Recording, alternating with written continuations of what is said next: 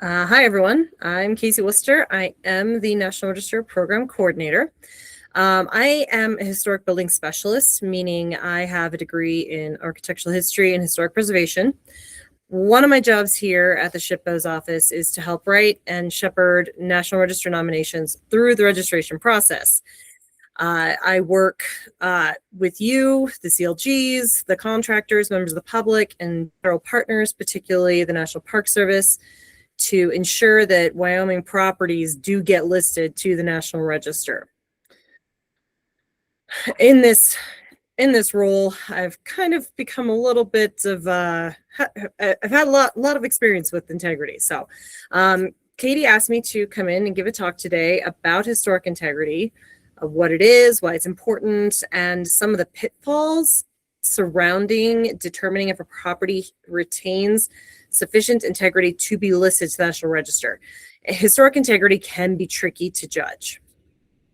I do want to note that everything I talk about here today was taken from the National Park Service National Register Bulletin 15, how to apply the National Register criteria for evaluation.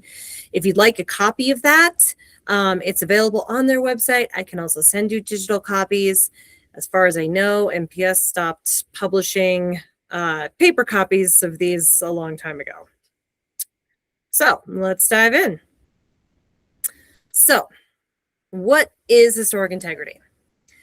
Historic integrity, this is taken directly from the bulletin. Historic integrity is the ability of a property to convey its historical significance.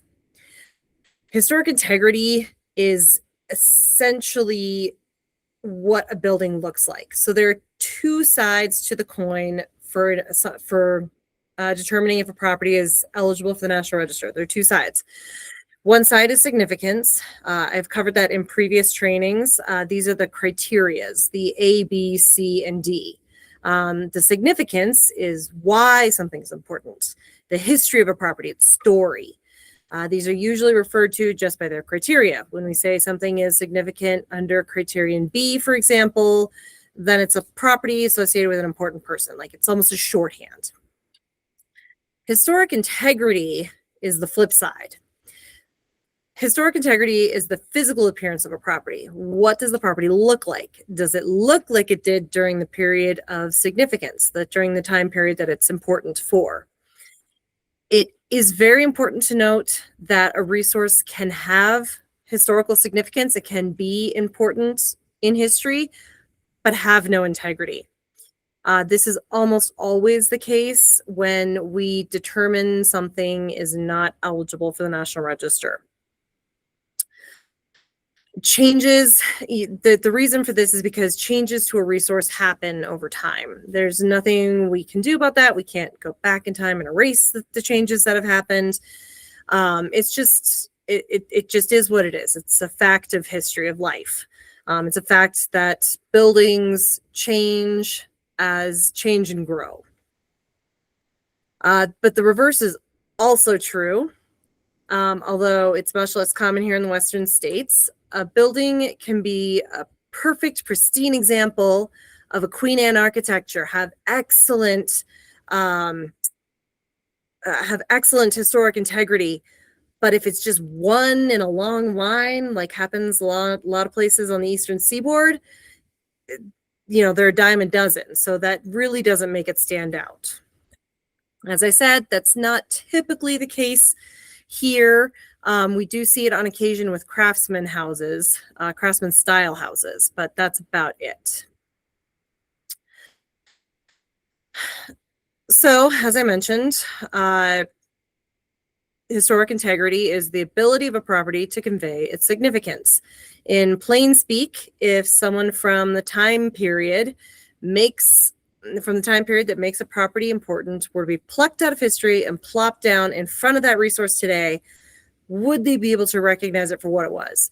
For example, does the stone house in Sheridan County, which is on your screen, does it still read as a ranch house? Is it still surrounded by open range and ranching infrastructure like barns and corrals?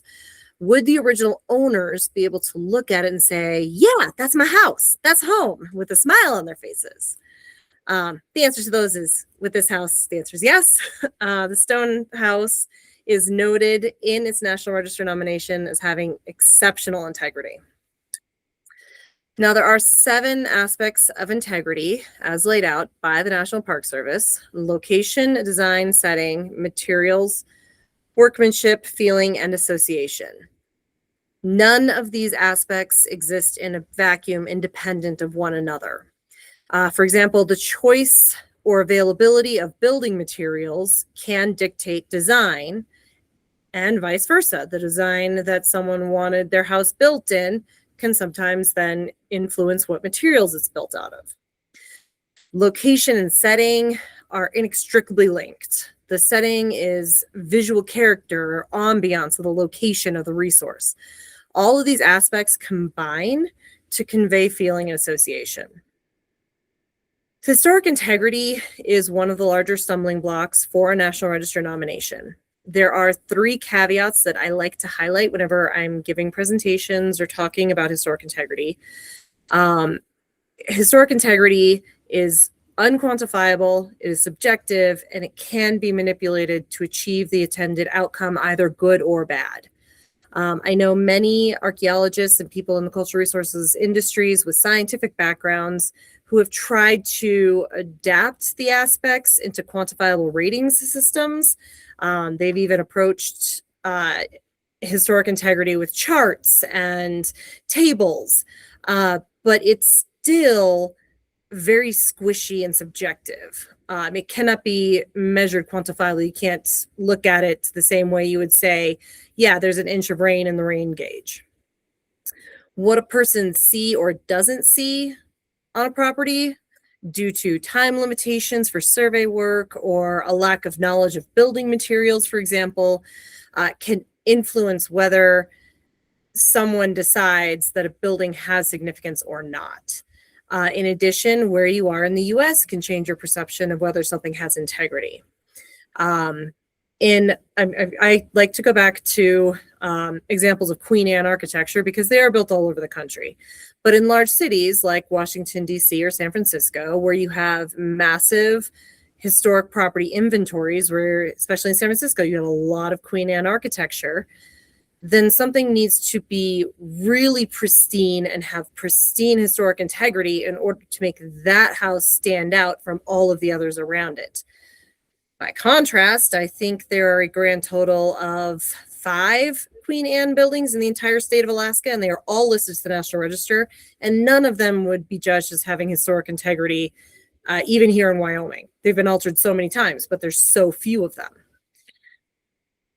So historic integrity is subjective. Historic integrity finally can also be manipulated for purpose. The military in particular likes to adhere to very strict interpretations of historic integrity because it allows them to more easily determine something is not eligible for the National Register, which then in turn allows them to demolish buildings or alter them without having to do mitigation work. On the flip side, individual homeowners tend to be very liberal with their interpretations of historic integrity because they want their homes to be listed to the National Register.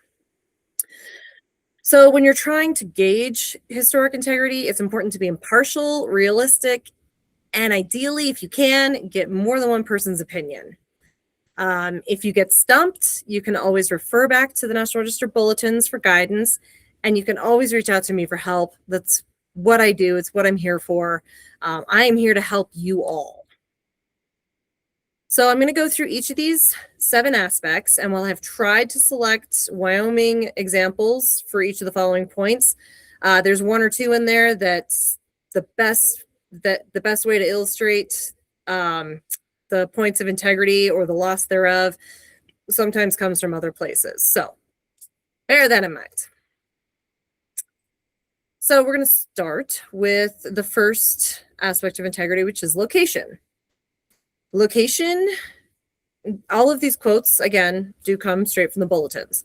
So location is the place where the historic property was constructed or the place where the historic event occurred. Location is important in understanding why the property was created or why something happened there. For example, a ski lift really only makes sense when it's located on a ski hill. If you moved a ski lift into a downtown park or an urban setting, it just kind of becomes an object of curiosity, like, what is this? Why is this here? As a general rule, a resource that has been moved from its original location will almost always be disqualified for the National Register. The language in Bulletin 15 reads, except in rare cases, the relationship between a property and its historic associations is destroyed if the property is moved. Again, this is where these aspects do not exist in a vacuum. You remove it from its original location, you remove it from its original association. Moving a resource not only takes it away from its original location, but it also removes it from its original setting. This combined detraction results in a loss of feeling. Again, none of these exist in a vacuum. There are exceptions to this. The exceptions are generally related to when the relocation of the resource of the building usually takes place either before the period of significance starts or when the move itself has become part of the historic significance. So the example here is the Emerson Schoolhouse in Sublette County. This is listed to the National Register a year or two ago. The schoolhouse was moved to its to its current location from its original location, but that move happened in 1917, which is when we determined that the period of significance would start for this building. So the period of significance starts when this building was placed in its current location. There is an additional caveat to this.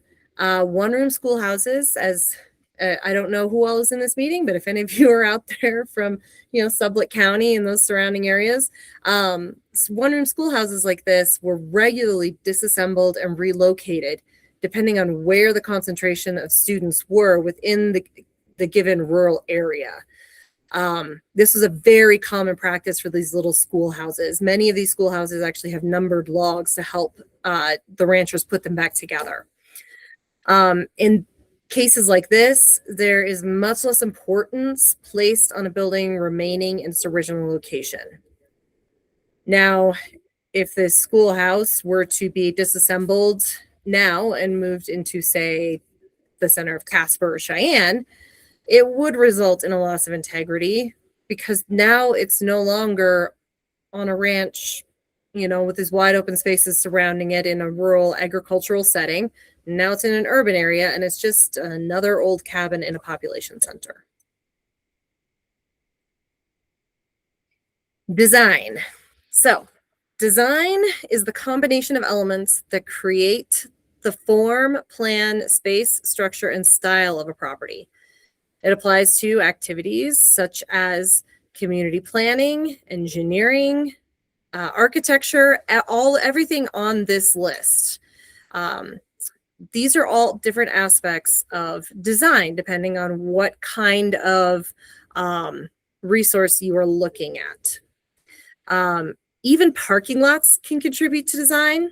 I know we tend to think of design as just, the way a building looks, but it's much more than that. I don't know if any of you are fans of the TV show Severance, but those exterior shots of that show are filmed at a real place that is listed to the National Register of Historic Places. It's Bell Labs in New Jersey. This lab was listed to the National Register because of the entire design of the landscape. The layout of the parking lots, the drives, the way the buildings are laid out, all of those were designed by a landscape architecture firm to resemble the shape of a keyhole. This is still design. This is design on a grand, massive scale, but it also serves as a reminder that design isn't always limited to just the way that the windows and roof lines are laid out. Design of a property also reflects historic functions and technologies, not just aesthetics. So I don't have a picture of this, but the design of steel through truss bridges, for example, those are the way that those bridges look. Those are not done for aesthetic, but to ensure that the bridge can carry the weight of the vehicles that will be crossing it. This is also design. So design is one of the two aspects of integrity that most people do and should get hung up on. Brutalism is my favorite way to demonstrate exactly what design is. So design is, or brutalist architecture is an architectural style. It is defined. And for decades, it was synonymous with federal architecture. You saw one of these brutalist buildings, you immediately thought federal government. Brutalist architecture was designed specifically to project power and permanence, to project the might of the United States government. Brutalist architecture was inspired by and created to address the fears of a population living under constant fear of nuclear war with the Soviet Union. The extensive use of concrete was supposed to project strength. The slanted exterior window surrounds were directly inspired by arrow slits on medieval fortresses. A defender in one of those windows would have a full field of vision, while an attacker would have a much narrower target to aim at. There are rarely windows on the ground floor and first floor above that to make it harder to break into these buildings, to make them more defensible. There are almost always multiple levels below ground in brutalist buildings that are not just service spaces, but that were actually designed to be office spaces. These were designed to be shelters in the case of a nuclear attack. One of my undergrad buildings actually had 3 floors below grade, and all of the 100 and 200 level courses for some of the general studies were in those below grade floors with no windows. It was very depressing, but they were supposed to serve as survival shelters. So brutalism is the ultimate example of architectural design responding to the collective mentality of an entire nation on edge. If you start to take away the features that make it brutalism, if you cover the concrete in metal or vinyl siding, or you open the windows so they don't have those slanted arrow slit-like surrounds, or if you redo an entire section of wall to allow for large banks of glass windows, then you lose the design elements that made this a brutalist structure. Then you lose your integrity of design. I should note that when you are talking about design, it can sometimes be really helpful exercise to list out the character defining features. What dominates your vision when you're looking at this? What do you first notice? What makes it distinct? In this case, it's the brutalist features of the window surrounds, the extensive use of concrete, the lack of windows on the lower stories, etc. Doing this exercise can help you determine if there is integrity of design. What is supposed to be on a brutalist building, or sometimes more importantly, what is not supposed to be on a brutalist building, can help you decide, if a building retains integrity of design. Setting. This is an example that's not from Wyoming. Setting is the physical environment of a historic property, whereas location refers to the specific place, like the specific address where a property was built or an event occurred. Setting refers to the character of the place in which the property played its historic role. Setting can be thought of as the feel of a place or the ambiance. It encompasses such physical characteristics as topographical features, vegetation, relationships between buildings and other features, and/or open spaces. Setting can influence whether or not a building continues to make sense, like the ski lift idea I mentioned earlier. A ski lift in a downtown urban park doesn't make sense. Similarly, a log cabin out on the prairie ceases to make sense when it's plopped down in the center of an urban environment. So this, and I know that this is not Wyoming, but this is the best demonstration of setting that I have ever come across, or rather the loss of setting. So this is a photograph of Fifth Avenue in New York City, taken sometime in the first decade of the 1900s. As you can see, there's a line of 4 ornate Gilded Age mansions built side by side. They have similar designs and proportions, all built during the same period of New York history when glamour was king and fortunes were made and lost in a single day. This was the heyday of families like the Astors, the Vanderbilts, the Carnegies. Take note of the second building from the right. It's the one that has they look like awnings projecting out over the window. So take particular note of that building because this is that same building today. So this is the one mansion that survived. As you can see, modern construction, by which I mean I think the neighboring buildings were built in the 30s, maybe 40s. Modern construction has replaced the neighboring Gilded Age mansions with tall, comparatively simple residential towers. These are what we associate with New York City today.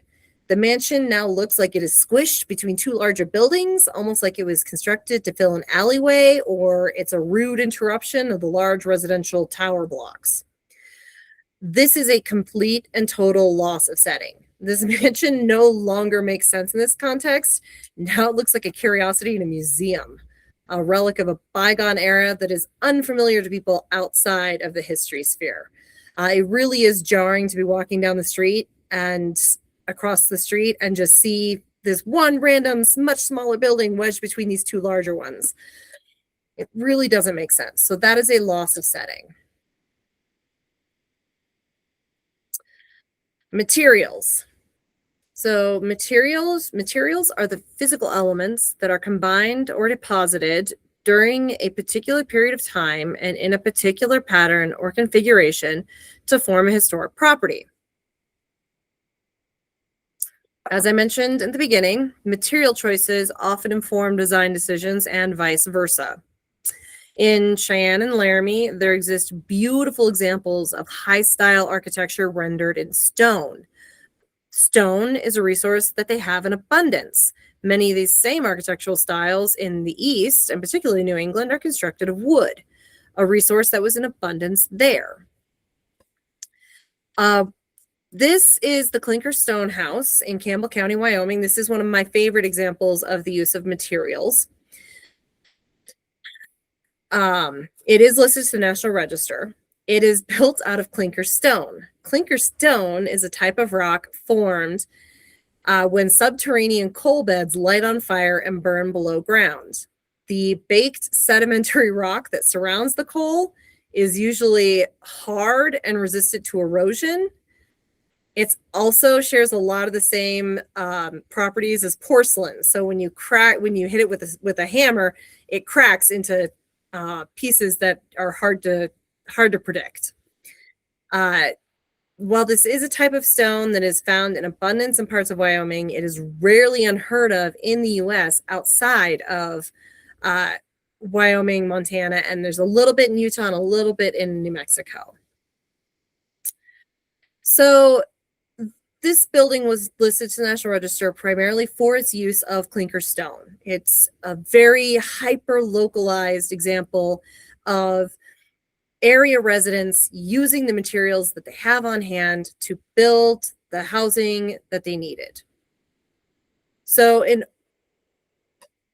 when you're talking about materials and integrity, in order for a building to have integrity, it needs to have a majority of its original materials intact. This means that the building should ideally, or would ideally, have original windows, doors, siding, roofing, etc. It is this idea that most people get hung up on.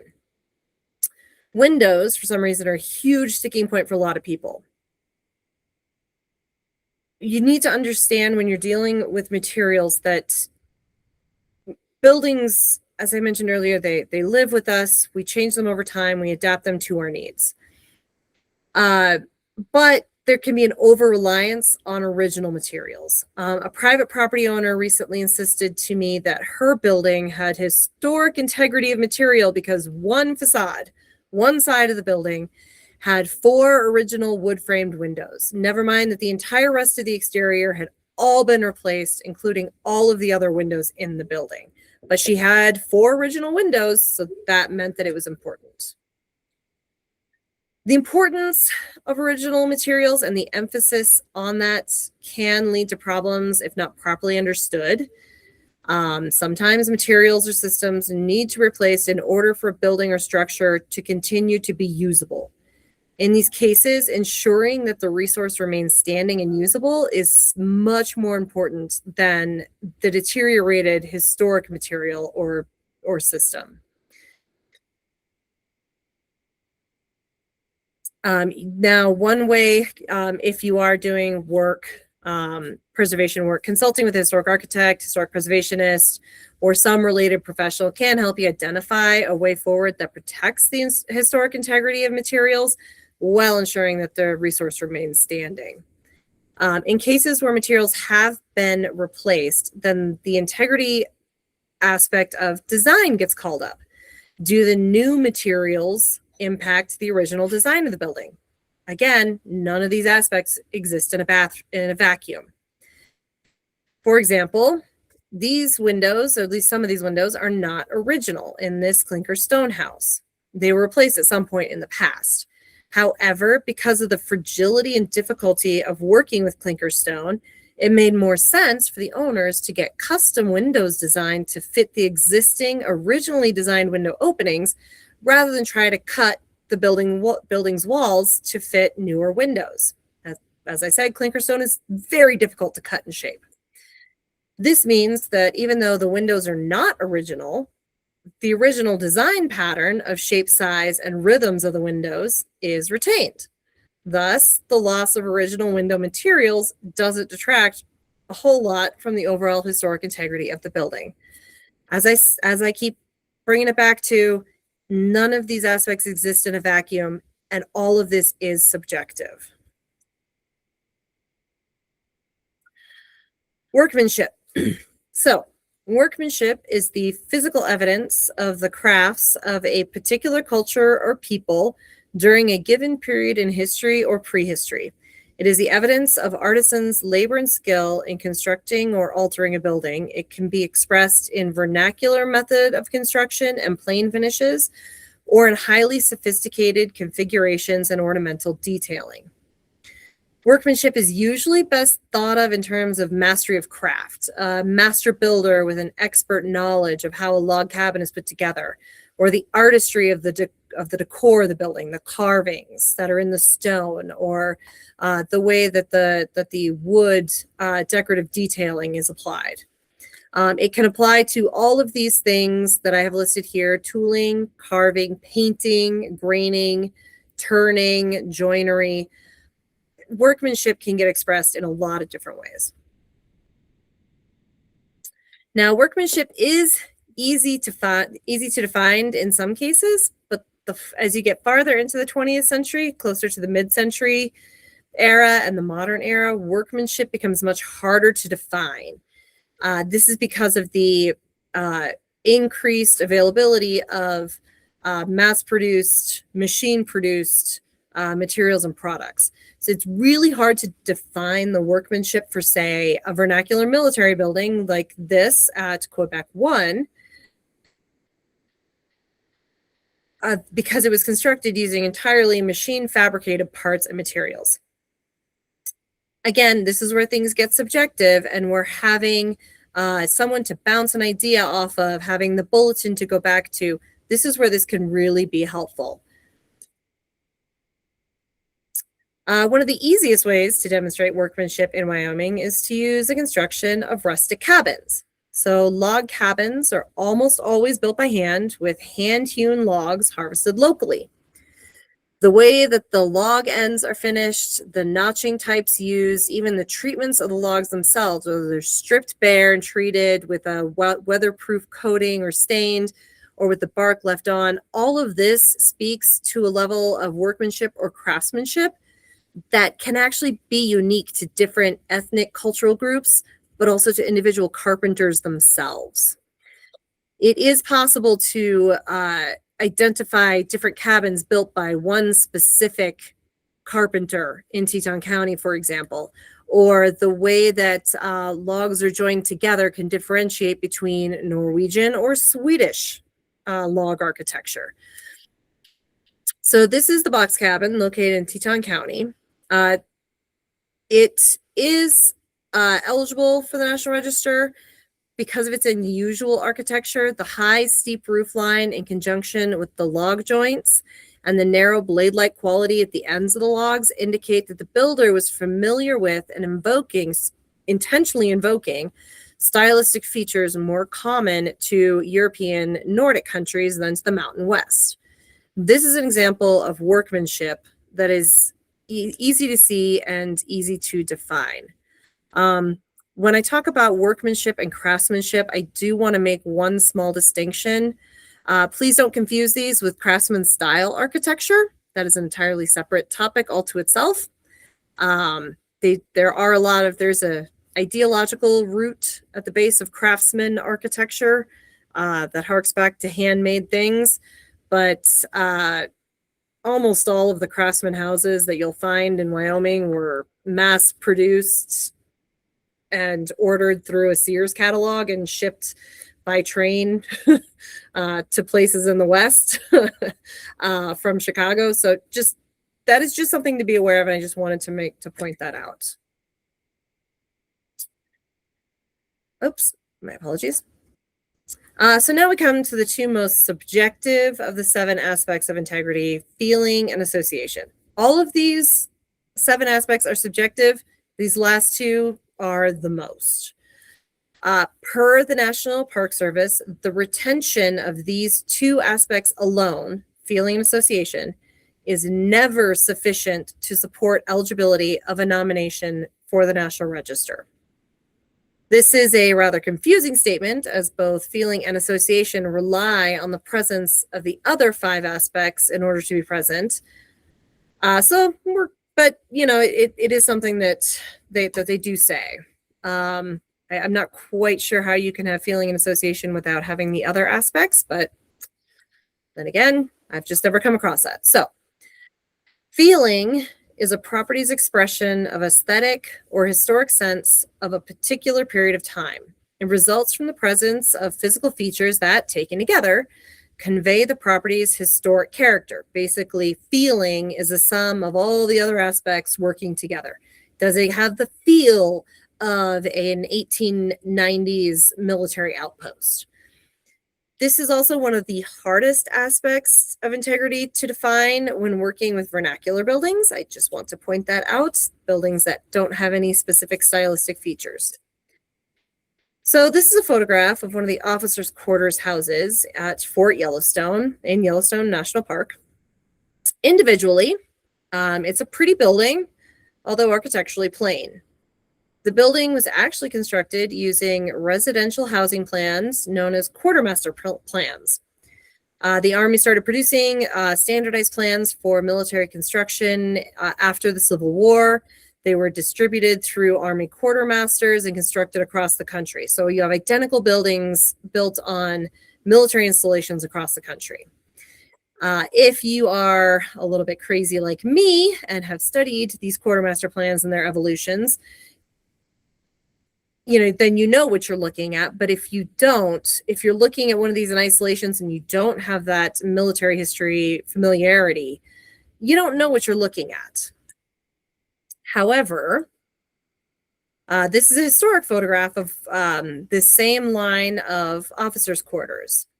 Once you see a line of these buildings with their identical designs, their regimented setbacks and landscaping, identical materials with identical treatments, all of these things combine to give you a feeling that this is a cohesive development. They combine to create a feeling of uniformity that is a hallmark of military construction. The military doesn't really like things to stand out. They want things to be uniform. So this is feeling. Feeling is a sum of all of the other aspects combined.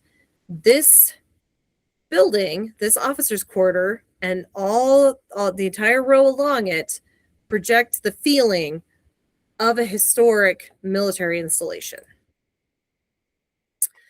The final aspect of integrity is association. So association is the direct link between an important historic event or person and a historic property.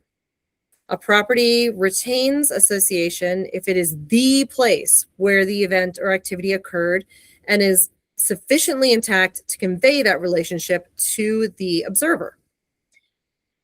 Like feeling, it requires the sum of all of the other aspects of integrity in order to be present.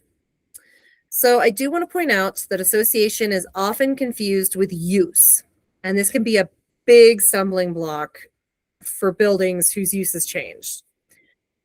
For example, an industrial factory building converted to loft apartments can be argued to no longer have integrity of association because the building was turned from an industrial purpose to a residential one. However, because of the way that many industrial buildings were constructed with large windows and huge open interior floor plans, these buildings are easily adaptable to any use for the interior, while the exterior remains readable as an industrial building. So it still looks like an industrial building, even though it's no longer used as one, thereby retaining its association. Pictured here is the Quebec 1 Missile Alert Facility, north of Cheyenne here. It is an excellent example of a resource that has retained integrity of association, although its use has changed. It is still readable as a military facility. It still has the subterranean bunker and the launch facility, reinforce the integrity of association, the way that these buildings are militarily uniform. They still read as a military installation. But it is very important to note that use does not equate association. Quebec 1 is no longer an active nuclear missile control site. It is not even owned by the military anymore. It is now a state historical site and a museum. This change in use does not mean it has lost association. When you pull up to this site with its austere utilitarian aesthetic, the buildings, the fencing around the site, the wide open spaces with nothing around it for miles, it still reads as something military. That is association. So there are a few factors to keep in mind when you are evaluating historic integrity. The first is that the National Register is almost exclusively concerned with building exteriors. Interiors are never significant on their own. This comes straight from the Park Service. Interiors are never significant on their own and usually only considered when an interior is integral to a building's significance. One of my favorite examples is Ford's Theater in Washington, D.C., where Abraham Lincoln was assassinated. It does not make sense without the interior theater space. The National Register does take into consideration the fact that interiors are regularly altered to fit modern uses and aesthetics. These changes don't have any bearing on historic integrity unless, for example, you turn the auditorium and stage in Ford's Theater into a multi-story office building, but leave the exterior facade standing. That's actually something called facadism, which is very bad. Just don't do facadism. So another thing to keep in mind is that destruction of historic integrity can lead to a property not being eligible for the National Register. This is actually what we've just been talking about. I apologize. My brain just lost that thought. One thing that is important is that a property that has lost integrity, that's already listed to the National Register, but has lost integrity, can be delisted. This is not something that I'm going to catch on to necessarily. We have over 600 listings in the state of Wyoming. I don't have time to visit all of them even once, let alone, once a year. But the potential is there. So that is the presentation. Does anyone have any questions?